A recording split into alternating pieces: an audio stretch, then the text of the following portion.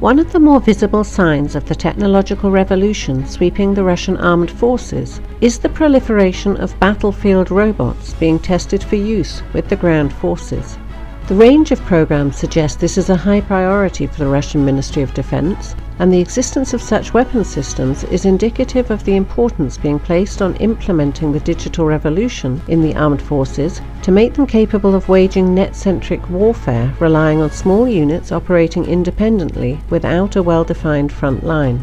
The most important robotic system under development for the ground forces is the 6-ton class Uran family of tracked vehicles, which include the Uran-6 minesweeping vehicle and the Uran-9 combat vehicle, whose armament includes a 30mm 2A-72 automatic cannon, Ataka laser-guided anti-tank missiles, and Igla or Verba short-range anti-aircraft missiles, which collectively allow it to engage all battlefield targets. Russian industry also has smaller vehicles under development, such as the Nerechta and Platformer M systems, whose modular design allows them to be armed with machine guns, automatic grenade launchers, anti-tank guided missiles, and RPGs. There is even a miniature, backpack-portable, assault rifle-armed battle robot named Strelok that is capable of climbing stairs, and miniature quadricopter drones armed with grenade and flame launchers. The most ambitious initiatives include a robotic version of the BMP-3 infantry fighting vehicle named Udar and the remote control feature built into the Armata family T-14 tanks, which enables individual T-14s to be controlled by other T-14s through the provision of high-volume data links which give complete access to the sensors, weapons and controls of the vehicle being controlled. Instead of relying on satellite communications, which combines long range with vulnerability to jamming and hacking, Russian battlefield robots are controlled using short-range communications of no more than a few kilometers in range. The above-named and other systems are in advanced stages of development and troop testing. There are reports that some of the robotic weapons platforms were deployed for battlefield testing in Syria.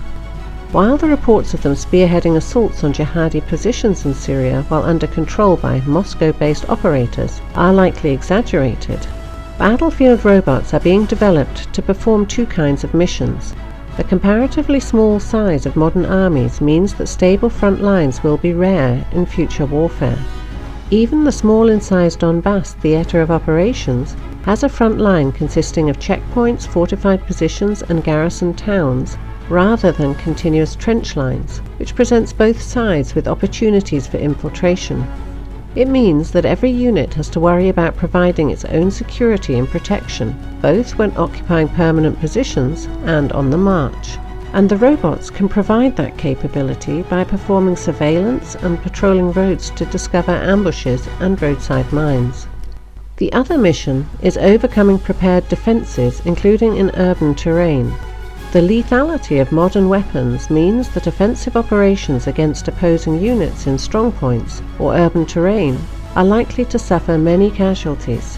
While such resistance can be reduced through massed artillery or aerial bombardments, such tactics also cause unacceptable losses to civilian population and damage to infrastructure.